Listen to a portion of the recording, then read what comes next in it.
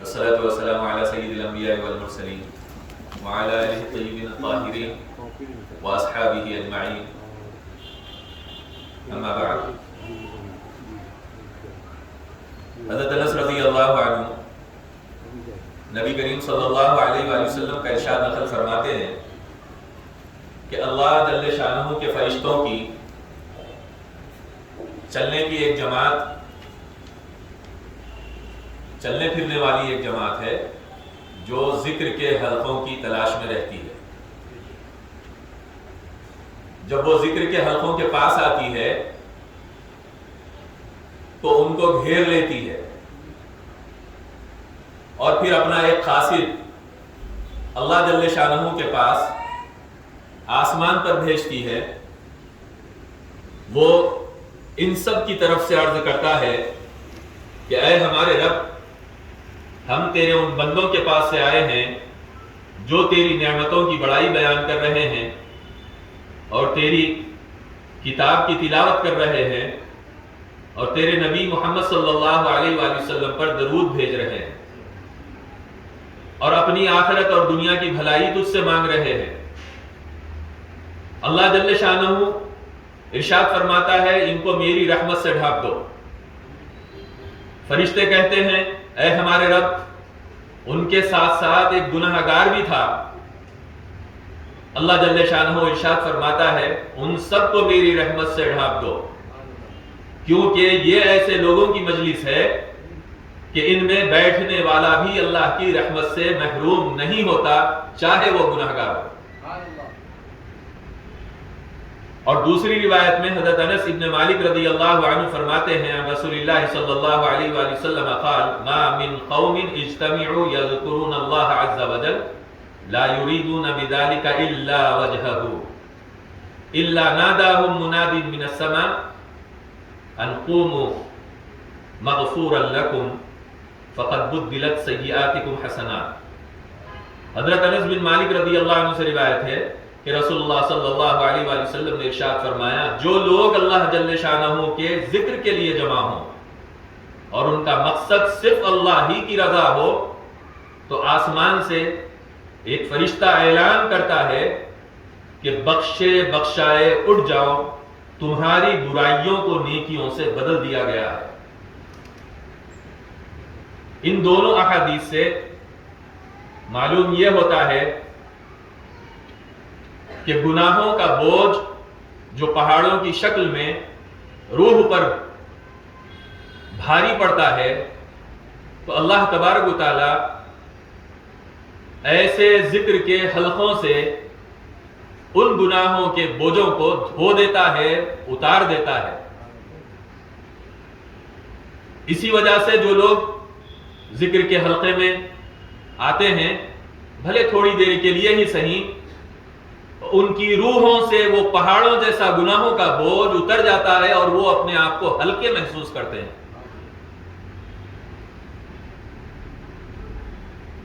اللہ تبارک و تعالی ماں باپ کے حق میں ارشاد فرمایا وَقُلْ رَبِّ ارْحَمْهُمَا كَمَا رَبَّيَانِي صَغِيرًا.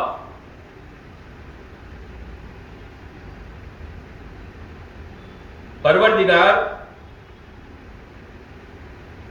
یہ ارشاد فرماتا ہے کہ آپ کہیے، اور یہ پوری امت کو رسول اللہ صلی اللہ علیہ وسلم کی زبان اقدس سے پیغام دیا جا رہا ہے حکماً وَقُلْ رَبِّ ارْحَمْهُمَا.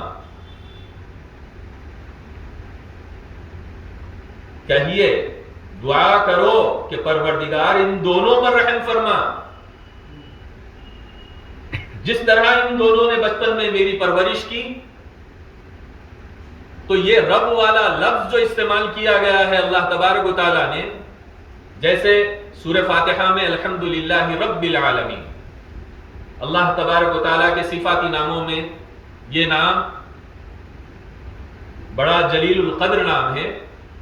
اور اس کے خلاصے میں علماء مفسرین فرماتے ہیں کہ ربوبیت، پالنہار، پالنے والا، کائنات کی ہر شے کا پیدا کرنے والا اور ہر شے کو اس کے حساب سے پالنے والا.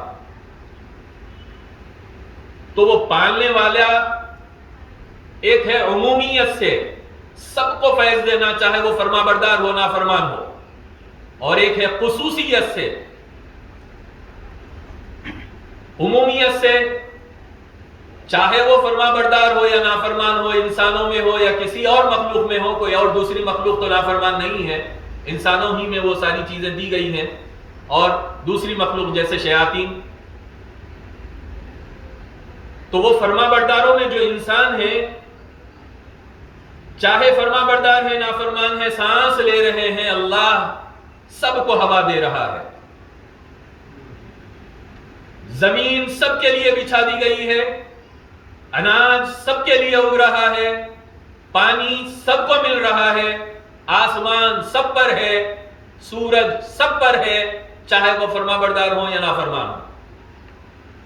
اور دوسری خاص پرورش، یعنی کہ خاص قسم سے عطا ہونا، خصوصی ربوبیت، جیسے رزق مل رہا سب کو ہے، لیکن کسی کو کم کسی کو زیادہ، مال کسی کو کم کسی کو زیادہ، اولاد کسی کو بیٹے کسی کو صرف بیٹیاں، کسی کو بیٹے بیٹیاں، کسی کو کچھ نہیں، عزت، حکومت، یہ ساری چیزیں اللہ تبارک و تعالی مخصوص طریقے سے کسی کسی کو، تو سورج کی روشنی،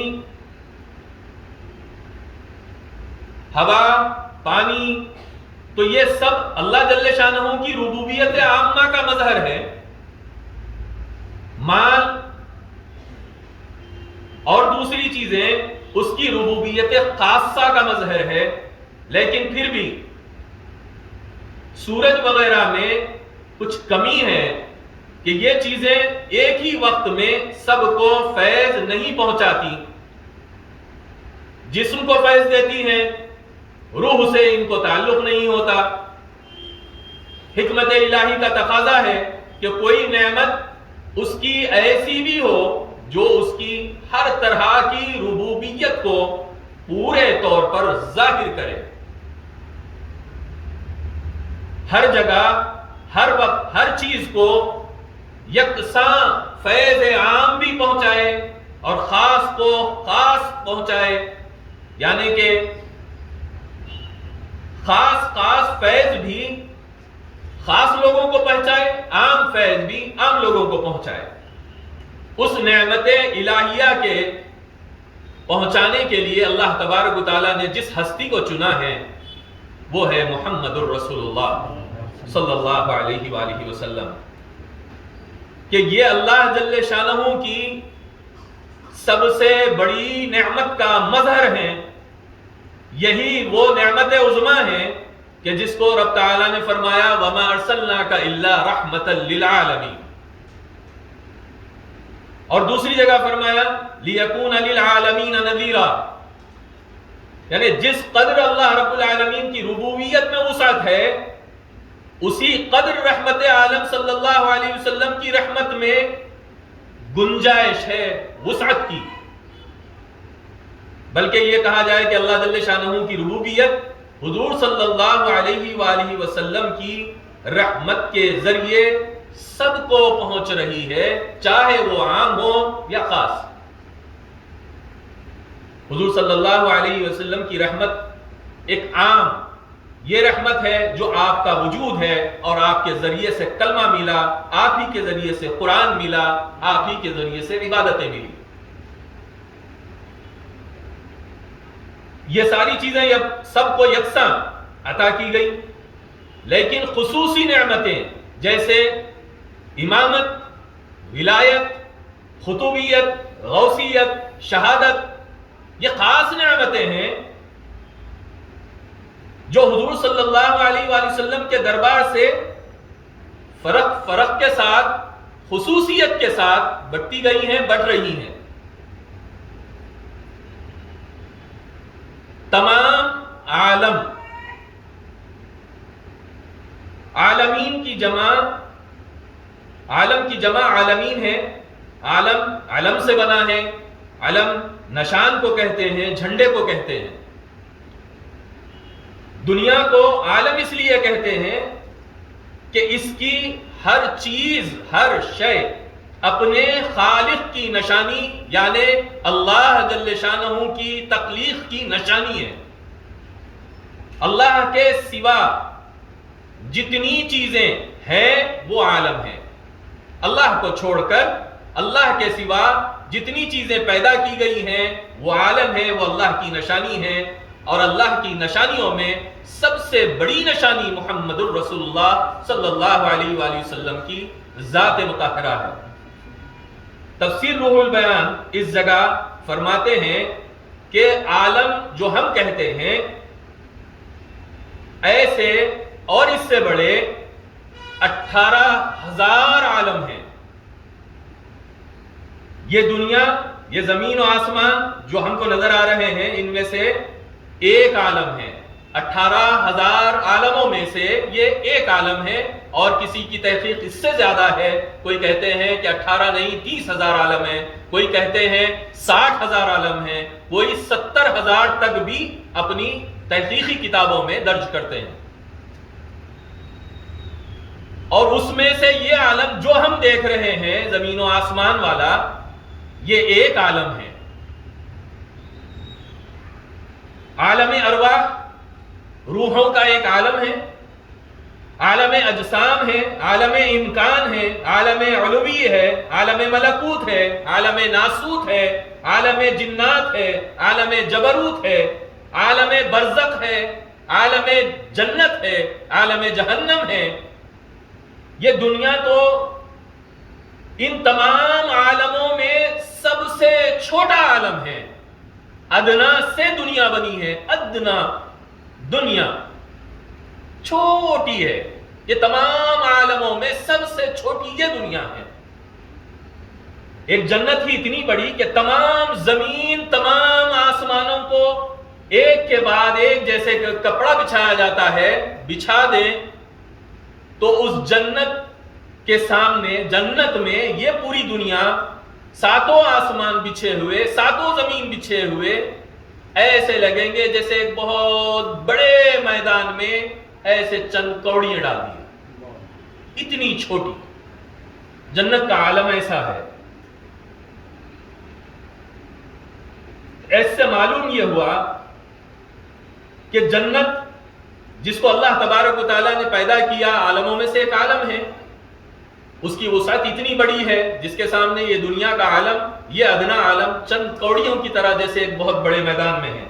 اسی طریقے سے جہنم اس کی گہرائی کا بتاتے ہیں کہ اگر کوئی اس کے کنارے سے اس میں کوئی پتھر ڈالے تو 70 سال میں اس کی تہ تک پہنچے گا۔ اس کی جہنم کی گہرائی اتنی ہے۔ اس کے آگے فرماتے ہیں کہ یہی پتھر اگر ہمارے اس آسمان سے زمین پر ڈالا جائے تو کچھ گھنٹوں میں نیچے آ جائے گا۔ پھر یہ عالم جو ہمیں نظر آ رہا ہے، اس میں ہزاروں قسم کی وہ مخلوقات ہیں جس سے ہم ناواقف ہیں۔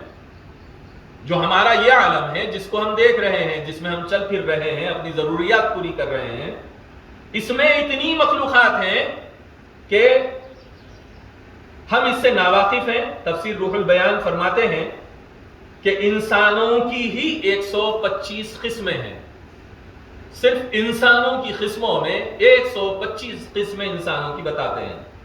بعض وہ بھی ہیں انسانوں میں جن کے کان ہاتھی کے کان کی طرح ہیں۔ انسانوں میں بعض انسان ایسے ہیں جن کے کان ہاتھی کے کان کی طرح ہیں، اور بعض وہ ہیں جن کے پاؤں میں چلنے کی طاقت نہیں ہے، پاؤں ایسے ہیں جیسے گوشت کا لوتھڑا، ایک ربڑ۔ اور بعض وہ ہیں جن کی آنکھیں ان کے سینوں پر ہیں، اور بعض وہ ہیں جن کے سر کتوں کی طرح ہیں۔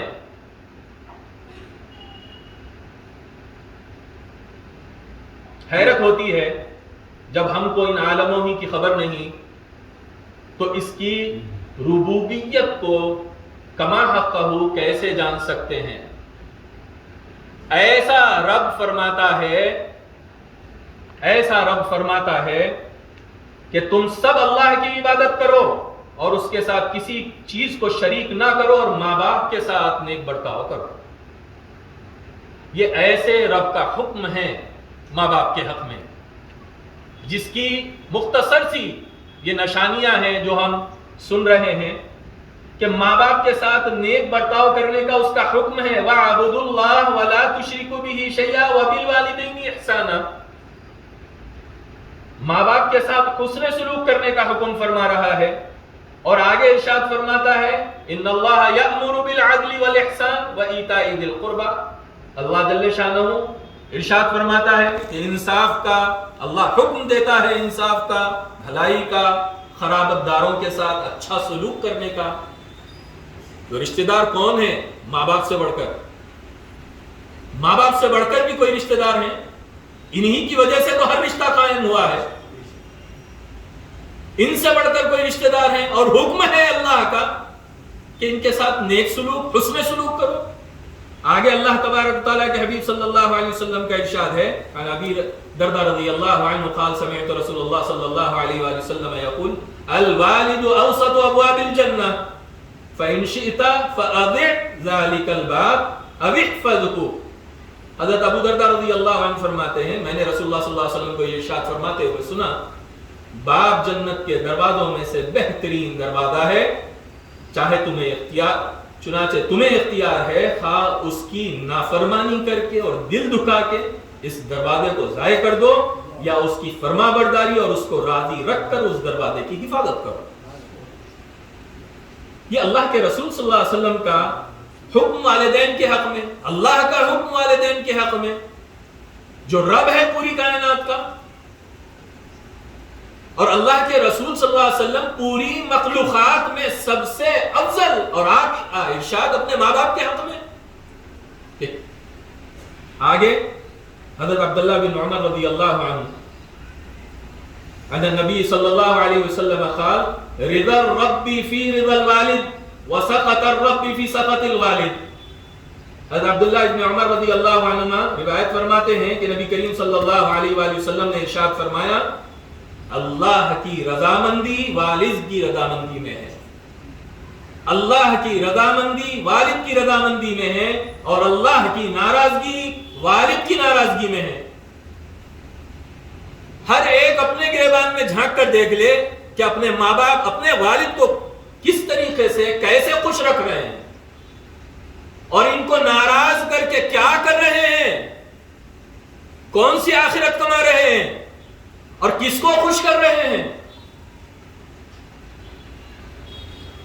ہاں، والد کی ناراضگی میں اگر کسی کو خوشی ہے تو وہ شیطان کو ہے.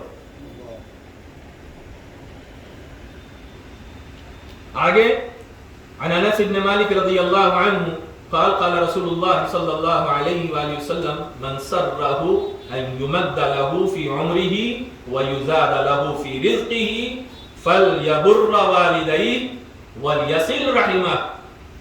حضرت انس بن مالک رضی اللہ عنہ روایت فرماتے ہیں کہ رسول اللہ صلی اللہ علیہ وآلہ وسلم نے ارشاد فرمایا جس شخص کو یہ پسند ہو کہ اس کی عمر دراز کی جائے اور اس کے رزق کو بڑھا دیا جائے، اس کو چاہیے کہ اپنے والدین کے ساتھ اچھا سلوک کرے اور رشتہ داروں کے ساتھ صلہ رحمی کرے. یہ ایک ایسا نسخہ دے رہے ہیں، لوگ اپنی عمروں کو بڑھانے کے لیے ترستے ہیں اور ایک نسخہ دیا جا رہا اپنے رزق کو بڑھانے کے لیے، اپنی کمائیوں کو بڑھانے کے لیے ترستے ہیں، اور رسول اللہ ایک نسخہ دے رہے ہیں کہ اگر تم اپنی عمر بڑھانا چاہتے ہو تو اپنے والدین کے ساتھ حسن سلوک کرو، اپنا رزق بڑھانا چاہتے ہو، اپنی کمائیاں بڑھانا چاہتے ہو تو اپنے والدین کو خوش کرو. اور جو ناراض کرتے ہیں سوچ لیں وہ کیا کر رہے ہیں، اپنی عمر بھی گھٹا رہے ہیں، اپنا رزق بھی گھٹا رہے ہیں. عن معاذ رضی اللہ عنہ ان رسول اللہ صلی اللہ علیہ وآلہ وسلم قال من بر والدین طوبى له زاد اللہ فی عمرہ. حضرت معاذ رضی اللہ عنہ سے روایت ہے کہ رسول اللہ صلی اللہ علیہ وسلم نے ارشاد فرمایا جس نے اپنے والدین کے ساتھ اچھا سلوک کیا اس کے لیے خوشخبری ہو کہ اللہ تعالیٰ اس کی عمر میں اضافہ فرما دیا.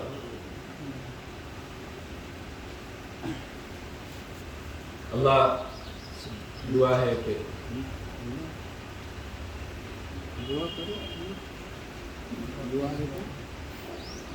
اللہ ہمیں ایمان کامل عطا فرما، محمد رسول اللہ صلی اللہ علیہ وسلم اور اہل بیت اطہار کی محبت نصیب فرما، اللہ علم نافع عمل صالح عطا فرما، اللہ تمام اعمال میں اخلاص عطا فرما،